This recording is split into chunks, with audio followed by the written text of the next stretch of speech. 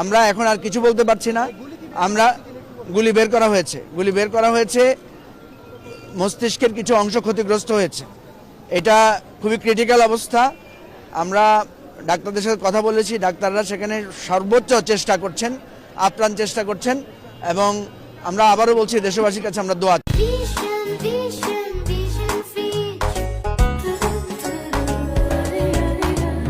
ব্রেইনের একটা অংশ ক্ষতিগ্রস্ত হয়েছে এবং সে যখন কাত হয়ে পড়েছে তার বুকের এখানেও জমাট রক্ত বেঁধে গেছে। সার্বিকভাবে ডাক্তাররা এখন ইতিমধ্যে প্রায় 2-3 ব্যাগ রক্ত দেওয়া হয়েছে, আরও রক্ত কালেকশন করা হয়েছে। সেখানে সার্বক্ষণিক চিকিৎসার জন্য ডাক্তার যারা আছেন এবং অন্যান্য ঢাকা মেডিকেলের ডাক্তাররা আছেন। সকল দলের, আমরা জুলাই অভ্যুত্থানের অংশীদার সকল দলের নেতাকর্মীরা ওখানে আছেন।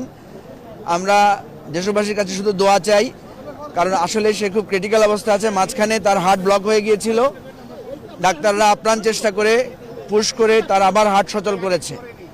এখন যে অবস্থা চলছে, অপারেশন হচ্ছে, তাকে সিএমএইচে নেওয়ার একটা চেষ্টা করা হয়েছিল, কিন্তু এখন তাকে এখান থেকে মুভ করাটা খুবই ঝুঁকিপূর্ণ হয়ে যাচ্ছে। তো আমরা সবাই আপনাদের কাছে দোয়া চাই, দেশবাসীর কাছে।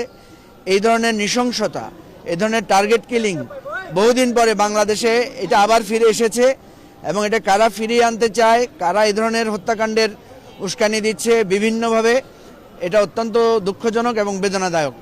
আমরা এখন আর কিছু বলতে পারছি না। আমরা গুলি বের করা হয়েছে, মস্তিষ্কের কিছু অংশ ক্ষতিগ্রস্ত হয়েছে। এটা খুবই ক্রিটিক্যাল অবস্থা।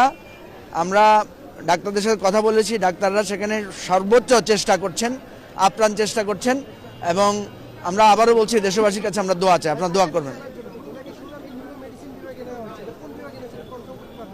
এখানে এখন ওটিতে আছেন তো সব, যতগুলো মানে এয়ার রিলেটেড ট্রিটমেন্টের জন্য যতগুলো সাবজেক্ট রিলেটেড, যতগুলো নিউরো, তারপরে আপনার মস্তিষ্কের আরও অন্যান্য যে অপারেশনের জন্য সব ডাক্তাররা সেখানে আছেন।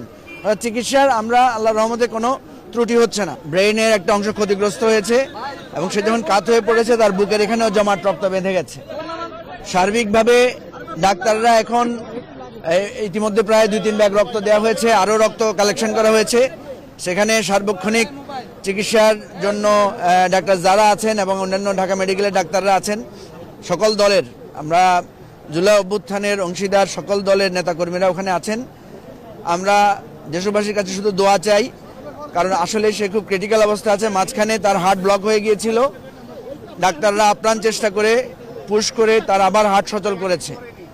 এখন যে অবস্থা চলছে, অপারেশন হচ্ছে, তাকে সিএমএইচে নেওয়ার একটা চেষ্টা করা হয়েছিল, কিন্তু এখন তাকে এখান থেকে মুভ করাটা খুবই ঝুঁকিপূর্ণ হয়ে যাচ্ছে। তো আমরা সবাই আপনাদের কাছে দোয়া চাই, দেশবাসীর কাছে।